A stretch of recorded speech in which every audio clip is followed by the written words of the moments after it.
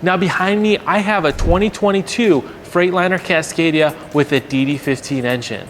I'm gonna go over how OTR Diagnostics is gonna give you the capabilities to understand what's going on with your truck. We're gonna cover your fault codes, your live data, and also see what capability you have with bidirectional commands.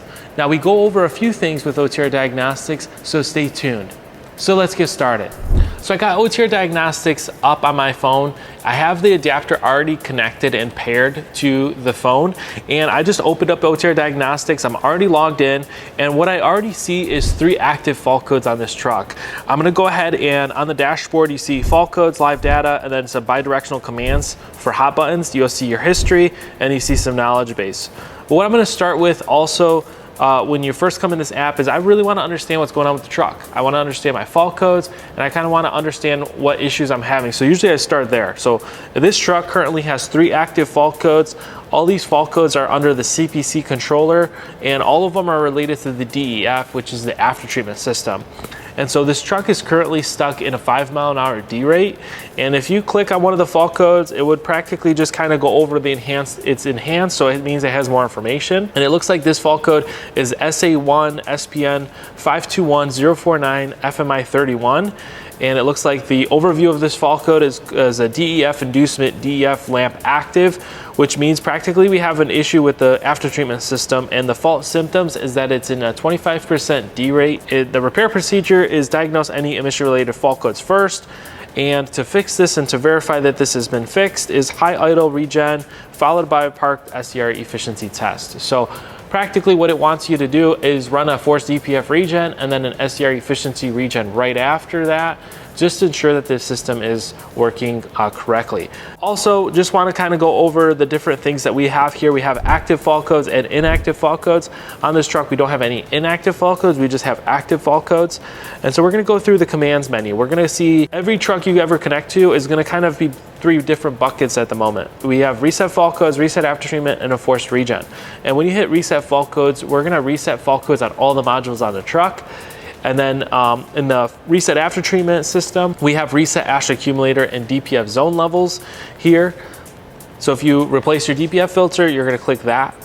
And then for forced regen, we're gonna have 2 different regen options. You're gonna see forced DPF regen and then forced SCR regen.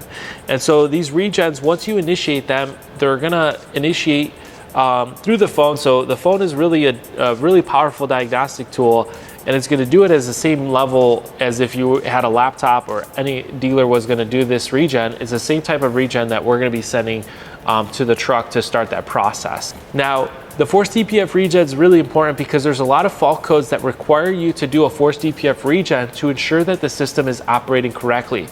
Now, a lot of times you could try resetting your fault codes, but what happens is the fault codes will reappear because the issue hasn't been solved. So just pay attention to that. So if the fault code comes right back, you know that you have a problem and you have to address that problem in order for that to clear.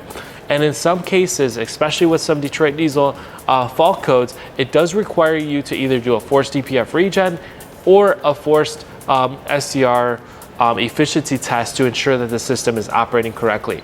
Sometimes it even takes up to 2 back-to-back regens to ensure that everything is working correctly.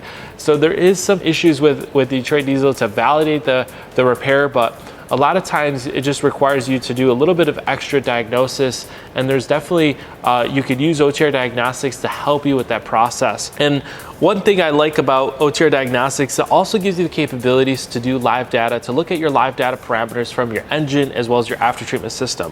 So it covers things like DEF tank level, DEF tank temperatures, your EGR mass flow rate, your EGR, your DPF soot load, your valve position, your EGR valve position, your engine coolant level, your engine coolant temperature.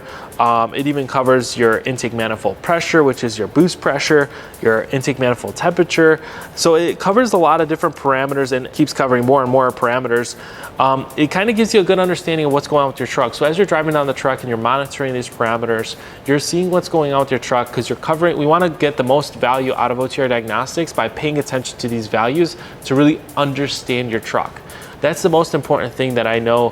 When you're driving over the road, you want to understand what's going on with your truck so that way you can identify if you're having an issue with your truck before you actually have the fault codes. If you notice your truck's running sluggish or your truck's not getting the fuel mileage it should be, there's probably a real reason behind that, and you definitely want to diagnose it further to see what's going on. Sometimes it's going to throw the fault codes, sometimes it won't. Sometimes they'll throw a fault code and then you reset the fault code and then that fault code never appears again. So that's where we kind of dive deeper into ghost codes, where sometimes your truck will throw a ghost code and then that fault code just disappears without you ever having to replace any part. And so sometimes you just want to pay attention to those. And that's where what's nice about OTR Diagnostics is it captures every fault code. These fault codes that are on this truck right now get stored in what's called the history section of OTR Diagnostics. So you're able to see the history of everything that you've ever connected to with using OTR Diagnostics. So you'll be able to reference that later. So if you have, let's say, an issue right now and you reset the fault codes, you'll be able to look at what issue you have with your truck, so you could share that with the shop or your mechanic or whoever you take your truck to. If you want to share that information, you could go ahead and share that at a later time.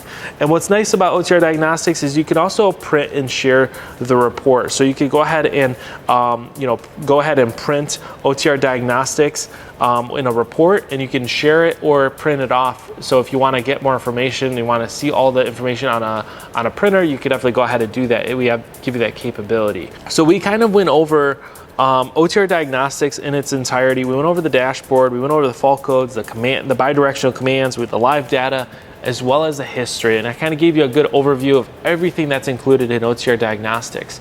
Now this also works on other heavy duty engines, and so every engine gives you different capabilities, but what's very nice about OTR Diagnostics is it's very similar and it's always like the same concept. So that way you don't have to relearn a tool in order for you to use a different vehicle. You just plug in the adapter into another truck, and it's very basic and it's very simple to use, so that way you can use it on multiple trucks with multiple different engines. Now I just went over how OTR Diagnostics works on this 2022 Freightliner Cascadia with a DD15 engine. If you'd like to learn more about OTR Diagnostics, you can visit us at otrperformance.com for more information. Thanks for watching.